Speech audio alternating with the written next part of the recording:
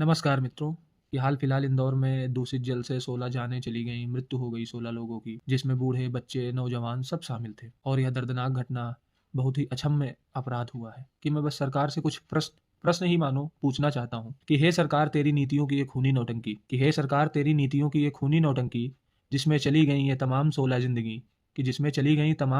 जिंदगी, लगभग इन 16 जिंदगियों का जिम्मेदार आखिर कौन है? सरकार, इन 16 जिंदगियों का जिम्मेदार कौन है? उन निर्दोष बच्चों, बूढ़ों और नौजवानों का क्या दोष था? ये दोष इतना था कि उन्होंने जल का सेवन किया कि आपकी सरकार बनाई। खैर, जल ही जीवन से लेकर घूंट घूंट मौत के पास तक का जिम्मेदार कौन है? जल ही जीवन से लेकर घूंट घूंट मौत तक के पास ले जाने का जिम्मेदार कौन है? सरकार की आपकी नीति कि नगर निगम, आखिर कौन है उसका जिम्मेदार? ये जवाबदेही तय करनी होगी और जिम्मेदारी भी लेनी होगी किसी न किसी को। कि स्वच्छ भारत की होल्डिंग क्या अब धूमिल हो चुकी है? आपकी वो होल्डिंगें, बैनर्स, तमाम खर्चा, तमाम का निवेश बैनर्सों में, वो क्या धूमिल हो चुका है? खैर, तुम्हारी लापरवाही का ऐसा नंगा नाच कभी नहीं देखा कि तुम्हारी लापरवाही का ऐसा नंगा नाच। खैर, अगर यह नंगा नाच आपको अच्छा लगता है, आपकी लापरवाही का यह नंगा नाच अच्छा लगता है, तो इसमें आप भी आइए और एक बार नाच के देखिए कितना अच्छा लगता है कि कितना अच्छा लगता है ये लापरवाही का नंगा नाच। जब कोई अपना जाता है तो कितना अच्छा लगता है, कितना बुरा लगता है, तब समझ में आएगा। साहब, उन बच्चों का क्या दोष था? बेचारे तड़पे। उन बच्चों का क्या दोष था? उनका पेट फटा। उन बच्चों का क्या दोष था? आखिर वो निर्दोष मर गए। उनका बस इतना दोष था कि उनके माता पिता ने आपकी सरकार बनाई और आपके दिए गए जल से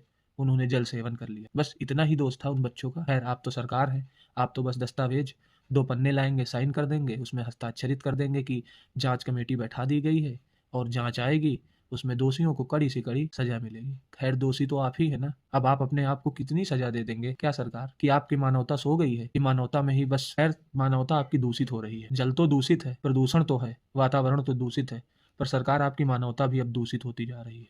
रोज का रोज आपकी मानवता दूषित होती जा रही है। खैर, मंत्रालय तो जल समाधि ले चुके हैं कि उन मंत्रालयों का क्या कहें, वो तो जल समाधि की ओर बढ़ गए हैं। और मंत्री जी तो घंटा बजा रहे हैं और बजवा रहे हैं, और उनका घंटा कहना कोई किसी के कान में जू नहीं रेंगती। लेकिन एक अधिकारी महोदय ने घंटा शब्द का प्रयोग कर दिया अपने आदेश में, या फिर कोई दस्तावेज था तो उनका निलंबन कर दिया गया, उनको कल्पवास भेज दिया गया। खैर सरकार, ये दोगली राजनीति और दोगली मानसिकता कब तक चलेगी आपकी? कि करोड़ों के फोटो शूट हुए थे उस स्वच्छ भारत अभियान के लिए, उस स्वच्छ शहर के लिए। खैर, वह स्वच्छ शहर अब मृत्यु नगर की ओर बढ़ता जा रहा है। मैं इंदौर की बात कर रहा हूँ कि इंदौर देश का सबसे स्वच्छ शहर था, अब वह मृत्यु नगर की ओर बढ़ता जा रहा है।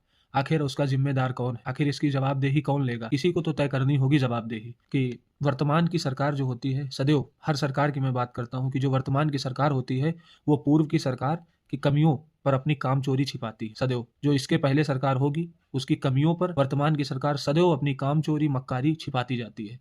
आप इतिहास उठा के देख लीजिए, आप पुरानी सरकारों से, नई सरकारों, वर्तमान की सरकारों से आप तुलनात्मक देख लीजिए या फिर विश्लेषणात्मक देख लीजिए, लेकिन देख लीजिए जरूर कि चली गई बेचारी जिंदगियां, उनकी काम चोरी, उनकी कमियों से वो चली गई बेचारी जिंदगियां। उनका आखिर जिम्मेदार कौन है? कि आप स्वास्थ्य बीमा दे देते हैं, लेकिन जहरीला जल दे के कि आप जाते जाते जाइए, मर जाइए, आपकी मौत हो जाए, उस पर हम राजनीति खेल लेंगे, उसमें हम 2-4 पन्ने सरकारी इधर उधर पलट देंगे, 2-4 कमेटियां बना देंगे कि अगले प्रचार में कुछ चाहिए तो हमें। आखिर आप मौतों का खेल अपनी राजनीति के लिए करते हैं कि आज 16 मौतें हो गई, उनमें हमने त्वरित कार्यवाही की, जो कि हमें आगामी चुनाव के लिए कोई मुद्दा नहीं मिलेगा तो यही मुद्दा मिलेगा कि हमारा कानून प्रशासन इतना सख्त था कि हमने उस घटना पे त्वरित कार्यवाही की। आखिर ये घटना हुई कैसे? इतनी बड़ी घटना हुई कैसे? इस पे आपने कार्यवाही पहले करना चाहिए था ना। कि इंग्लिश में कहते हैं prevention is better than cure, कि पहले ही आप उसको प्रिवेंट कर लेते ना, होने से पहले। खैर, आखिर वो जिम्मेदारी, जवाबदेही जिसकी बने, 16 जिंदगियां तो वापस आएंगी नहीं। वो राजनीति के खेल